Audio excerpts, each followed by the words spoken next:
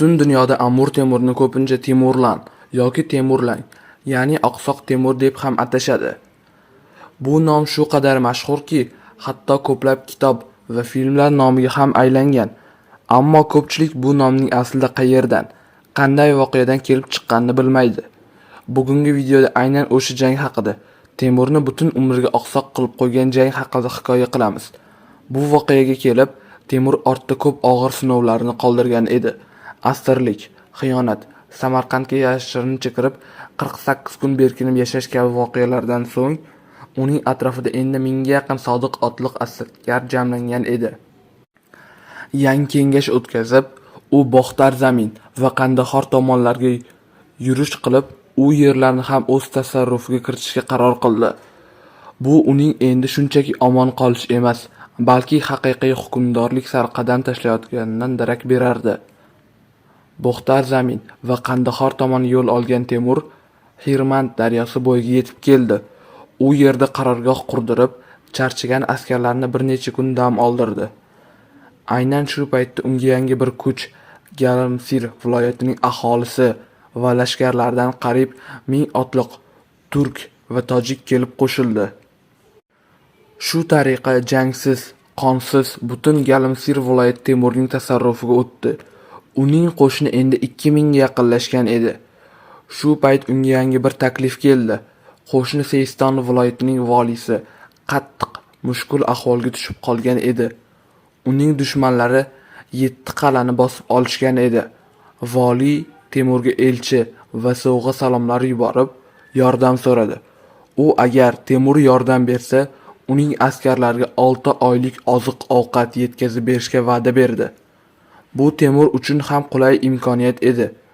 Chunki bu orqali u nafaqat yangi hudud, balki yangi ittifoqchi ham qozonishi mumkin edi.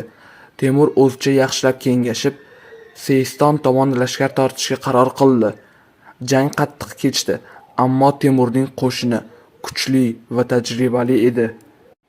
U dushmanlari egallagan 7 qal'adan 5 tasini kuchi bilan qaytarib oldi. Bu katta g'alaba edi va Seiston valisi endi tinchgina o'z mulkini qaytarib olishi kerak edi. Ammo aynan mana shu joyda voqea kutilmagan tomonga burildi. G'alaba Seiston valisining o'zini xavotirga solib qo'ydi. U o'ylab ko'rdiki, agar Temur bu yerda qolib ketsa, ehtimol butun Seiston mulki o'z qo'lidan chiqib ketishi mumkin edi. Kuchli qo'shin bilan kelgan yordamchi ayni paytda yangi xavfga aylanishi ham mumkin edi. Bu inson tabiatidagi qiziq bir illatni ko'rsatadi. Ba'zi odamlar o'zlariga yordam bergan kishidan ham qo'rqib qolishadi. Chunki uning kuchi endi ularning o'ziga tahdid solayotgandek tuyuladi. Shu qo'rquv ostida vali sotqinlik yo'lini tanladi. U kechagi dushmanlari bilan yashirin biriktirib, ular bilan sulh tuzdi. Natijada hafta oldin bir-biriga qarshi turgan ikki taraf, Seiston sipohi va uning sobiq dushmanlari endi birlashib, aynan o'zlariga yordam bergan Temurga qarshi bostirib kelishdi. Bu xiyonatning yana bir og'ir sinovi edi. Seiston valisi o'z va'dasiga vafo qilmagani uchun Temurning boshqa iloji qolmadi. U o'ziga qarshi chiqqan birlashgan kuchga qarshi jangga kirishga majbur bo'ldi. Aynan shu jangda uning taqdirini butunlay o'zgartirib yuboradigan voqea sodir bo'ldi. Jang shiddatli kechdi. Bir payt dushman tomonidan otilgan o'q kelib, Temurning tirsagiga qadaldi. Ko'p o'tmay yana bir o'q oyog'iga tegib, uni og'ir yaraladi. Og'riq kuchli bo'lishiga qaramay Temur jangdan chiqib ketmadi. O'z odamlarini tashlab qochmadi. U davom etdi va oxir-oqibat dushman ustidan g'alaba qozondi. Mana shu aynan o'sha tarixiy jarohat edi. Aynan shu yaradan keyin Temurning bir oyog'i chala og'riq bilan bitib, u umrining oxirigacha bir oz oqsab yura boshladi. Shu sababdan uni keyinchalik g'arb tillarida Timurlan, ya'ni Temurlang, tarjimada Oqsoq Temur deb atay boshlashdi. Qiziq jihat shundaki, bu laqab uning kuchsizligini emas, aksincha jismoniy og'riqqa qaramay maqsaddan qaytmagan, jangdan chekinmagan bir sarkardaning matonatini anglatadigan nomga aylandi. g'alaba qozonganiga qaramay, Temur Seistonning ob-havosini o'ziga to'g'ri kelmasligini his qildi. Bu yer ehtimol yarasi uchun ham noqulay edi. Shu sababli u yerdan ko'chib, yana Garimsirga qaytdi.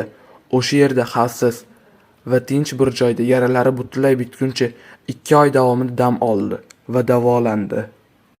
Xo'sh, bu voqeadan qanday xulosa chiqarish mumkin? Birinchidan, Temur bu yerda ham xiyonatga duch keldi. Endi bu safar shaxsiy dushman emas, balki o'zi yordam bergan, o'ziga va'da bergan kishi tomonidan. Bu shuni ko'rsatadiki, hatto eng yaxshi niyat bilan qilingan yordam ham ba'zida kutilmagan dushmanlik bilan javob topishi mumkin ekan. Ikkinchidan, jismoniy jarohat, hatto umrbod qoladigan darajadagi og'ir jarohat ham uni to'xtata olmadi.